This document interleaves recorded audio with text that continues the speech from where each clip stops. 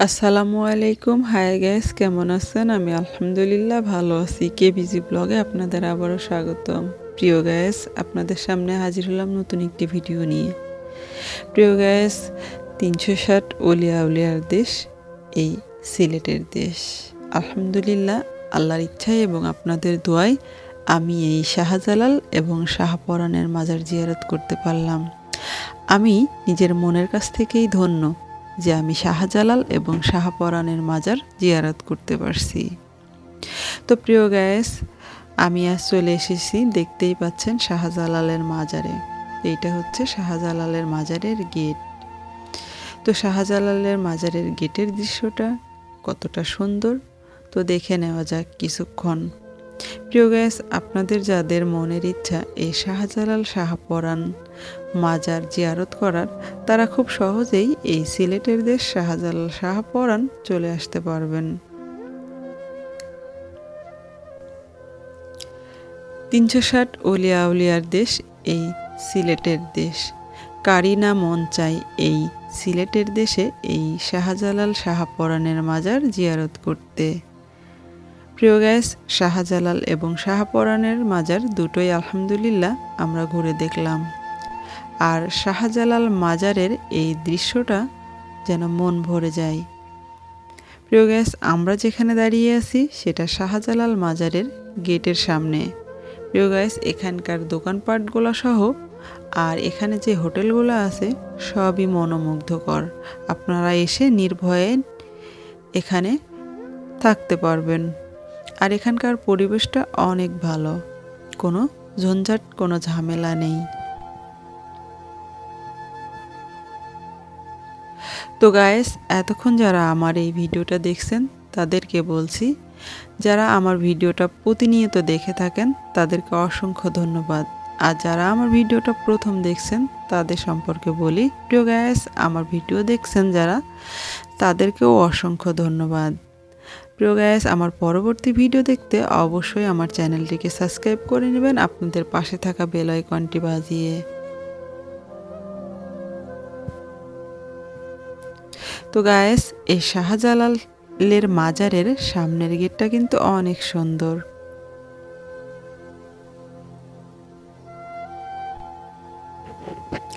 এখন আমরা নিয়ে যাব আপনাদের শাহজালালের মাজারের ভেতরে। তো প্রিয় গাইস, আলহামদুলিল্লাহ আমরা গেটের সামনে চলে আসছি। এখন আমরা গেটের ভেতরে প্রবেশ করব। প্রিয় গাইস, দেখতে থাকুন শাহজালালের মাজারের ভেতরের দৃশ্যটা ঠিক কতটা সুন্দর। আর শাহজালাল মাজার সম্পর্কে এবং তার জীবন বৃত্তান্ত সম্পর্কে আমরা কিছু কথা জেনে নেব ইনশাআল্লাহ।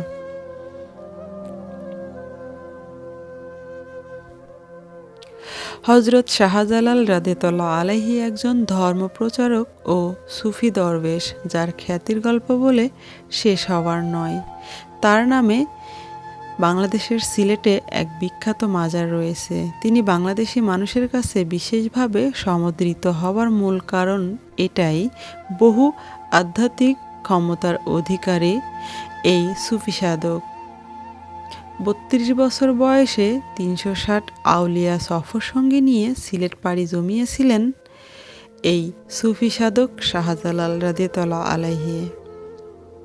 ৫ বছর বয়সের মাথায় বাবাকে হারানো ছেলেটি তার মাকে হারিয়েছিলেন জন্মের ৩ মাস পার না হতেই। তারপর তিনি কিভাবে বনে গিয়েছিলেন ইতিহাসের সেরা সুফি দরবেশ, সে গল্প নিয়ে আমাদের আজকের এই ভিডিওটি। পাশাপাশি জানতে পারবেন তার সিলেট ভ্রমণের মূল কাহিনী থেকে শুরু করে নানান অজানা তথ্য।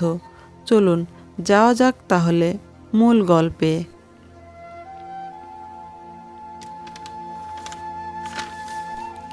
হজরত শাহজালাল রাদিয়াল্লাহু আলাইহির পুরো নাম শায়েখ শাহজালাল কুনিয়াত মুজাররদ। হজরত শাহজালাল রাদিয়াল্লাহু আলাইহি ৬৭১ হিজরি এবং ১২৭১ খ্রিস্টাব্দে ইয়েমেনে জন্মগ্রহণ করেন। শাহজালাল শিশুকালেই মাতৃহীন হন এবং ৫ বছর বয়সে পিতাকে হারান। মামা আহমেদ কবির তাকে পালক নেন। আহমদ কবির আরবি ভাষায় কোরআন হাদিস শিক্ষা দেওয়া সহ ইসলাম ধর্মের প্রাথমিক বিষয়ে অভ্যস্ততার জন্য গুরুত্ব প্রদান করেন। পরবর্তীতে আহমদ কবির জালালকে ইয়েমেনে থেকে মক্কা নিয়ে যান। মক্কা শহরে আহমেদ কবিরের একটি আস্তানা ছিল, যেখানে অন্যান্য শিশুদের সাথে জালালকেও উপযুক্ত শিক্ষা দিয়ে গড়ে তুলতে সচেষ্ট ছিলেন বলে জানা যায়। এছাড়াও হজরত শায়েখ আবু সাঈদ তাবরিজি রাদিয়াতুল্লাহ আলাইহি, হজরত বাহাউদ্দিন সোহরাওয়ার্দী রাদিয়াতুল্লাহ আলাইহি ও হজরত মাইনুদ্দিন চিশতি রাদিয়াতুল্লাহ আলাইহির মতো জগৎখ্যাত তরিকতের ইমাম ও বুজুর্গত্ব তরিকতের ইমাম সাধকগণের শিষ্যতা ও সান্নিধ্য পেয়েছিলেন। অন্যদিকে হজরত কুতুবউদ্দিন বখতিয়ার কাকি রাদিয়াতুল্লাহ আলাইহি, হজরত ফরিদউদ্দিন শায়খগণ রাদিয়াতুল্লাহ আলাইহি, হজরত নিজামুদ্দিন আউলিয়া রাদিয়াতুল্লাহ আলাইহির হাদিস বিষয়ক, হজরত বাহাউদ্দিন জাকারিয়া মুলতানি রাদিয়াতুল্লাহ আলাইহি, হজরত শেখ ফরিদউদ্দিন রাদিয়াতুল্লাহ আলাইহির মতো যুগের দিকপালক মহান মানুষগণের সাথে গভীর বন্ধুত্ব থাকাটাও প্রমাণ করে যে হজরত শাহজালাল ইয়েমেনি রাদিয়াতুল্লাহ আলাইহি একজন সহিহ ইসলামের প্রচারক ছিলেন।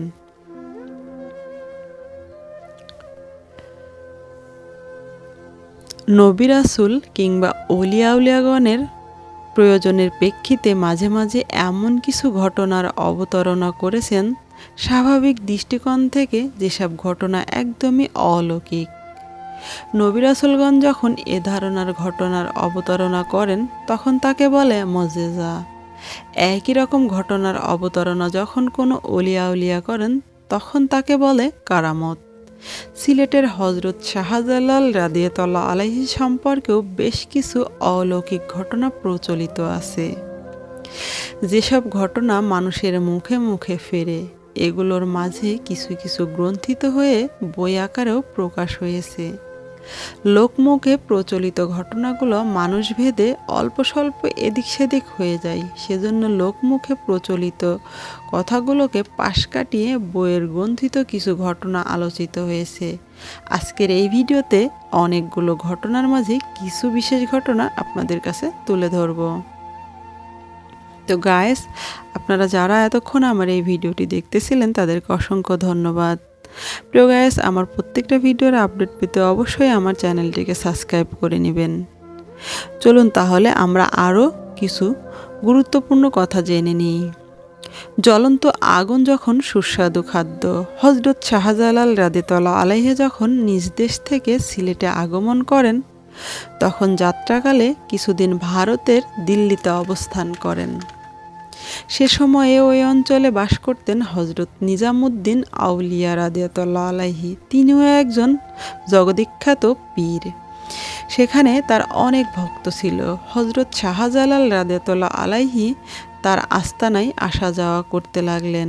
একদিন এক ভক্ত হজরত নিজামুদ্দিন আউলিয়া রাদিয়াতুল্লাহ আলাইহির কাছে গিয়ে বললেন, তাদের আস্তানায় একজন লোক এসেছেন। এ লোকের আধ্যাত্মিক শক্তি বেশ প্রবল এবং তার সংস্পর্শে আসলেই দিল ঠান্ডা হয়ে যায়, মনের দুশ্চিন্তা দূর হয়ে যায়। অজানা জিনিসের ব্যাপারে তিনি না দেখেই বলে দিতে পারেন।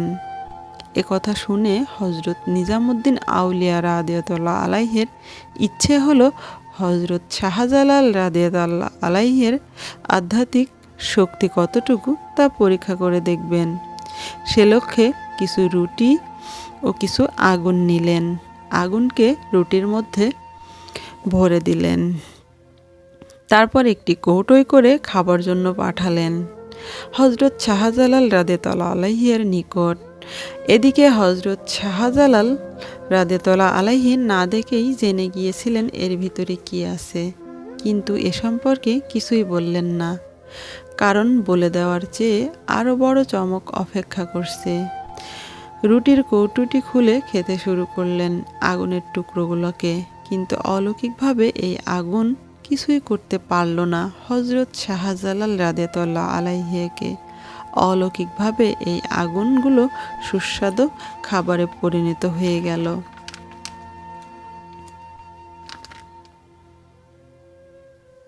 হজরত শাহজালাল রাদিয়াতুল্লাহ আলাইহির দরগাহে জালালি কবুতর।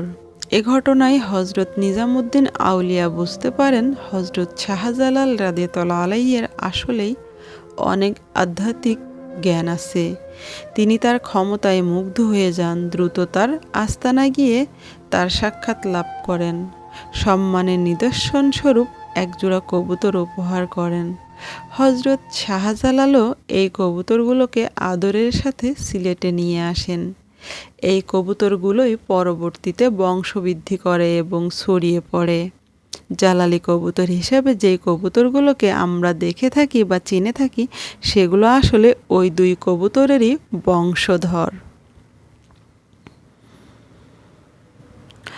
বিষ যখন শরবত। হজরত শাহজালাল রাদিয়াল্লাহু আলাইহির জন্মস্থান ইয়েমেন। জন্মস্থান ছেড়ে ভারতবর্ষ অঞ্চলে ইসলাম প্রচার করেছেন।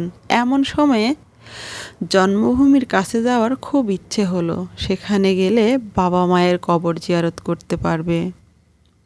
জন্মভূমিতে যাওয়ার লক্ষ্যে 12 জন সাথী নিয়ে ইয়েমেনের দিকে রওনা হলো তিনি।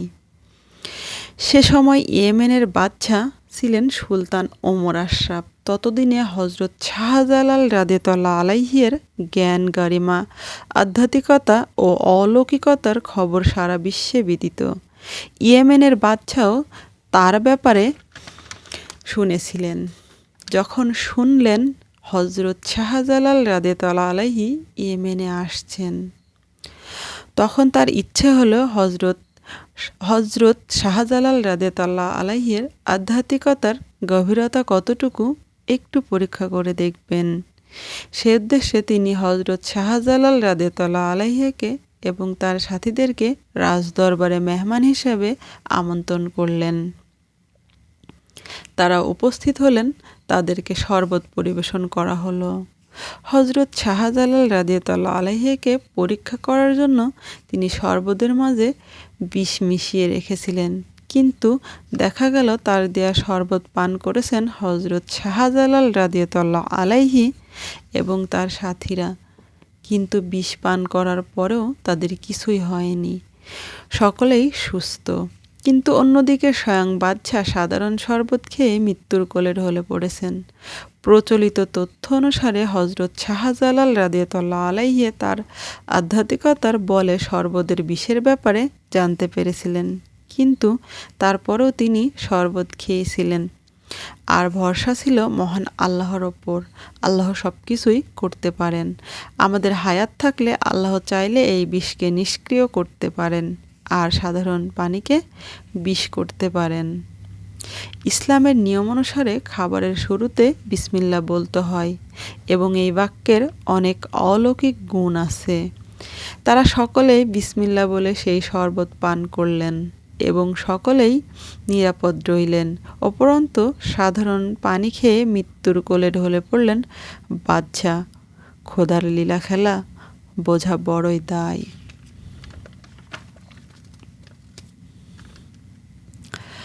বিষ হয়ে যায় শরবত, আর শরবত হয়ে যায় বিষ। ভীত হয়ে বাদশার পুত্র সিংহাসন ছেড়ে হজরত শাহজালাল রাদিয়াল্লাহু আলাইহির সাথী হয়ে চলে আসলেন। দরগাহের কূপে বাটি ভর্তি স্বর্ণমুদ্রা। তৎকালে লেনদেনের জন্য স্বর্ণমুদ্রার প্রচলন ছিল, আর সে সময় এখনকার মতো আধুনিক যোগাযোগ ব্যবস্থা ছিল না। কেউ হজ করতে গেলে মাসের পর মাস পায়ে হেঁটে যেতে হতো। এতে অনেক দিন সময় তো লাগতই, পাশাপাশি পথে পথে ওত পেতে থাকতো চোর, ডাকাত, বিপদ আপদ। সিলেটের চান্দাইটিলা গ্রামে আব্দুল মনসুর ও আব্দুল ওয়াহাব নামে 2 জন ব্যক্তি বসবাস করতেন। তারা একবার হজের উদ্দেশ্যে মক্কা গমন করলেন। তারা ঠিকমতো হজ সম্পূর্ণ করলেন। যখন ফিরে আসার সময় হলো, তখন তারা দেখতে পেলেন তাদের কাছে বেশ কিছু স্বর্ণমুদ্রা অবশিষ্ট রয়েছে। ফিরে আসতে হলে এত পরিমাণ মুদ্রার প্রয়োজন পড়বে না, তাই এগুলো নিয়ে তাদের মাঝে বেশ চিন্তার জন্ম হলো। পায়ে হেঁটে কিংবা উঠে চড়ে আসতে হবে এতটা রাস্তা, পদে পদে আছে ডাকাতের উৎপাত। মুদ্রাগুলো যে কোনো সময় ছিনতাই হয়ে যেতে পারে। এমন পরিস্থিতিতে তারা চমৎকার একটি বিষয় সম্বন্ধে ভাবলেন। হজরত শাহজালাল রাদিয়াল্লাহু আলাইহির মাজারের পাশে একটি পুকুর আছে। হযরত শাহজালাল রাদিয়াল্লাহু আলাইহির ভক্তদের মাঝে প্রচলিত আছে যে এই কূপে জমজম কূপের সংযোগ বিদ্যমান। এখানে পানি পান করা মানে জমজম কূপের পানি পান করা। তাই এই বিশ্বাস থেকে দুজন ভাবলেন, জমজম কূপে যদি স্বর্ণ মুদ্রাগুলোকে ছেড়ে দেওয়া হয় তাহলে সেগুলো নিশ্চয়ই হযরত শাহজালাল রাদিয়াল্লাহু আলাইহির মাজারের কূপে গিয়ে উপস্থিত হবে। যদি এই পদ্ধতিতে মুদ্রাগুলো বাসস্থান সিলেটে পাঠানো হয় তাহলে নিতে ও নির্ভয়ে পাড়ি দেওয়া যাবে বিপদসংকুল পথ। এই ভাবনায় দুজন সম্মত হয়ে যাত্রাপথের জন্য অল্প কিছু স্বর্ণমুদ্রা রেখে বাকিগুলো একটি বাটিতে প্যাকেট করে ছেড়ে দেন জমজম কূপে। মুদ্রার সাথে নিজেদের নাম ঠিকানাও লিখে দেন। আল্লাহর নামে ছেড়ে দিয়ে নিশ্চিন্তে পথ পাড়ি দিয়ে উপস্থিত হন বাসভূমি সিলেটে। মক্কা নগরী থেকে সিলেটে পৌঁছতে তাদের 2 মাস সময় লেগে যায়। তবে তাদের পৌঁছানোর আগেই হযরত শাহজালাল রাদিয়াল্লাহু আলাইহির দরগাহে পৌঁছে যায় তাদের সেই স্বর্ণমুদ্রার বাটি। দরগাহের খাদেম একদিন কূপ পরিষ্কার করতে গিয়ে এই বাটিটি পান। এটি খুলে দেখেন সিলেটি ঠিকানায় বেশ কিছু স্বর্ণমুদ্রা। নিশ্চয় কোনো অলৌকিক কিছু হয়ে থাকবে বলে তিনি বাটিটি যত্ন করে রেখে দেন। এক সময় হজযাত্রী দুজন সিলেটে পৌঁছায় এবং হযরত শাহজালালের রাদিয়াল্লাহু আলাইহির দরগাহে এসে খাদেমকে সব ঘটনা খুলে বলেন। সবকিছু শুনে খাদেম তাদেরকে সেই বাটিটি তাদের হাতে তুলে দেন।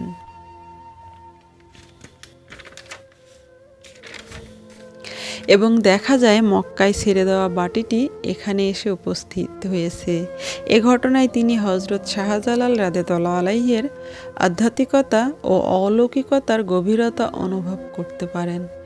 সহি সালামতে নিজেদের স্বর্ণমুদ্রা ফিরে পাওয়ায় বাড়ি যাওয়ার আগে সেখান থেকে 2টি স্বর্ণমুদ্রা মাজারে দান করে যান। এ ঘটনাগুলো নিয়ে অনেকেই তর্কে বিতর্কে না যায়, কিন্তু মানুষ আউলিয়া কিরামের কথাগুলো নিয়ে উল্টাপাল্টা কথা বলা শুরু করে দেয়। তাদের জ্ঞানার্থে জানিয়ে রাখি, এই আউলিয়া কিরামের দৌলতে আজ আমি আপনি বাংলাদেশ ইসলাম পেয়েছি।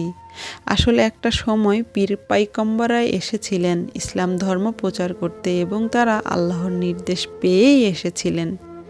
তাদের তেমন ক্ষমতা দিয়েই পাঠিয়েছিলেন, কারণ আল্লাহর কোরআন প্রচার করতে তারা এসেছিলেন।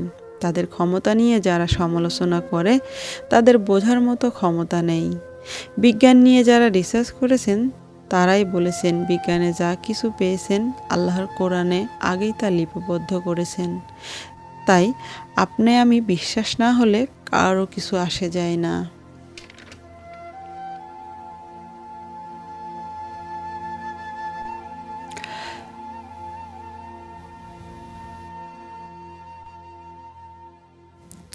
প্রিয় গাইস, আপনারা এতক্ষণ শুনলেন হযরত শাহজালাল রাদিয়াল্লাহু আলাইহির জীবন বৃত্তান্ত নিয়ে কিছু বিশেষ কথা।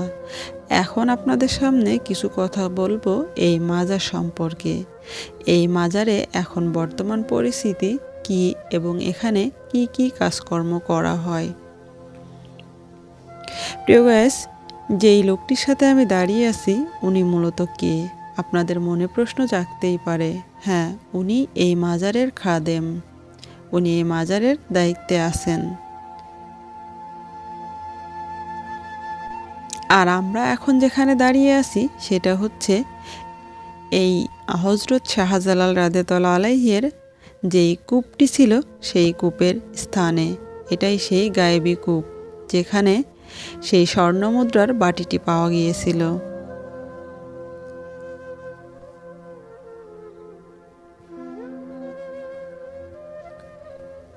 প্রিয় গাইস, দেখুন এই কূপের দৃশ্যটা কিন্তু অসাধারণ। আমি নিজে ধন্য হয়ে গেছি এখানে আসার পরে। আলহামদুলিল্লাহ, আল্লাহ আমাকে এখানে নিয়ে এসেছে।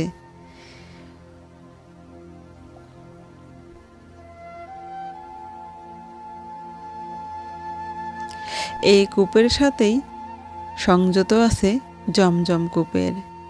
মানুষের মুখে মুখে প্রচলিত এই কথা এখানকার পানি আর জমজম কূপের পানি একই, যেটা আমরা বই পুস্তকে জেনেছি।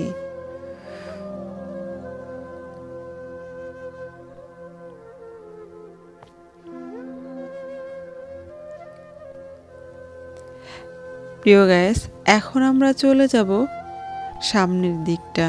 তবে এই কূপটাকে আপনাদের ভালোভাবে দেখানোর জন্য আমরা একটু ভালোভাবে চেষ্টা করতেছি। দেখুন, কূপটা থেকে যে পানিগুলো আসতেছে এটা কিন্তু সরাসরি না, একটু চুইয়ে চুইয়ে মনে হচ্ছে একটু কোনো একটা চোয়ানো পানি, পাহাড় চোয়ানো পানির মতো কিন্তু পানিটা আসতেছে। এখান থেকে ফিল্টার করে সাধারণ মানুষের জন্য কিছু পানি এখানে সংগ্রহ করা হচ্ছে।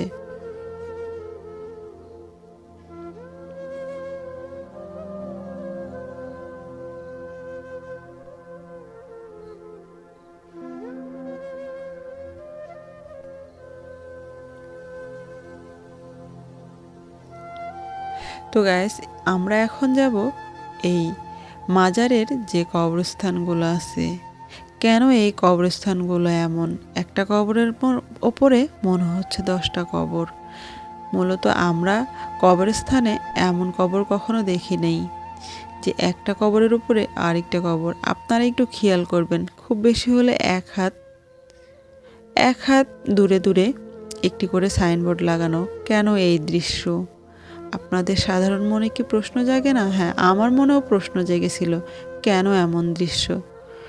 প্রিয় গায়েস, এখানে বছরের পর বছর ধরে এই কবর দেওয়া হচ্ছে, কিন্তু কেউই চায় না যে তার নামটা মুছে যাক। তাই একটা কবরের পরে অনেক দিন হয়ে গেলে আরেকটা কবর দেওয়া হয়। আর সবারই ইচ্ছা এখানে নিজেদের কবরস্থান হোক, কিন্তু কজন আর ভাগ্য জোটে। আর কেনই বা এই ইচ্ছা? প্রিয় গায়েস, কেন ইচ্ছা সেটা আমরা জেনে নিই। এখানকার মাটির সাথে মক্কার মাটির মিল আছে। আমাদের মনের ইচ্ছা যে এখানকার মাটিতে আমাদের দাফন হলে মনে হবে যেন আমি মক্কার মাটিতে আছি। তো এই ইচ্ছা থেকেই এখানে দাফন হওয়ার ইচ্ছা অনেকেরই থাকে। তো সেই ক্ষেত্রেই এখানে অনেকেই নিজেদের কবর দেওয়ার কথা বলে যায়। তো অনেকের ভাগ্যে থাকে। তো তারপরও যাদেরকে বছর বছর আগে বা অনেক বছর আগে এখানে দাফন করা হয়েছে, তাদের নামটা যেন মুছে না যায়, এজন্য একটা কবরের উপরে 2-3টা সাইনবোর্ড। এখানকার কবরের দৃশ্যটা আমি দেখে বেশ অবাক হয়েছিলাম। এখানে আরও একটি কবর দেখছি আমরা, আপনারা আপনাদের লোকমুখে বা অনেকেই আমরা চিনি, নায়ক সালমান শাহ। তো নায়ক সালমান শাহর কবরটাও কিন্তু আমরা দেখতে পাইলাম। এখানেই নায়ক সালমান শাহর দেশের বাড়ি, সিলেটের সন্তান নায়ক সালমান শাহ, তার কবরস্থানটা কিন্তু এখানেই।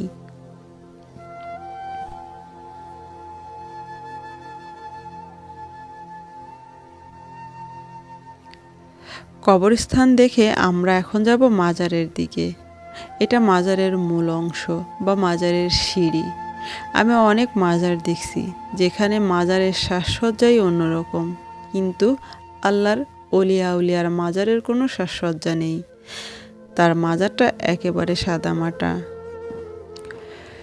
প্রিয় গায়েস, এই যে সিঁড়ি দেখতে পাচ্ছেন, এই সিঁড়ি বেয়ে উঠে গিয়ে হজরত শাহজালাল রাদিয়াল্লাহু আলাইহির মাজার শরীফ।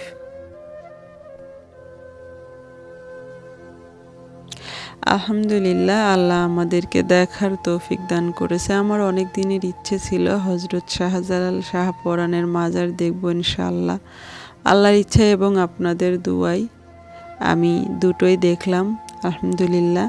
প্রিয় গায়েস, আপনাদের যেটা দেখাচ্ছে প্রধান আকর্ষণ সেটা হচ্ছে হজরত শাহজালালের মাজার। যেটা দেখতেছেন ওই লাল পর্দার নিচে যেই মাজারটা দেখতে পাচ্ছেন, ওটাই মূলত হজরত শাহজালাল রাদিয়াল্লাহু আলাইহির মাজার। তো প্রিয় গায়েস, আপনাদের কাছে পুরো ভিডিওটি কেমন লাগলো অবশ্যই কমেন্ট করে জানাবেন। আর আমার প্রত্যেকটা ভিডিওর আপডেট পেতে অবশ্যই আমার চ্যানেলটিকে সাবস্ক্রাইব করে নেবেন, আপনাদের পাশে থাকা বেল আইকনটি বাজিয়ে। সবাই ভালো থাকবেন, সুস্থ থাকবেন, দোয়া করবেন আমার জন্য। সবাইকে আল্লাহ হাফেজ।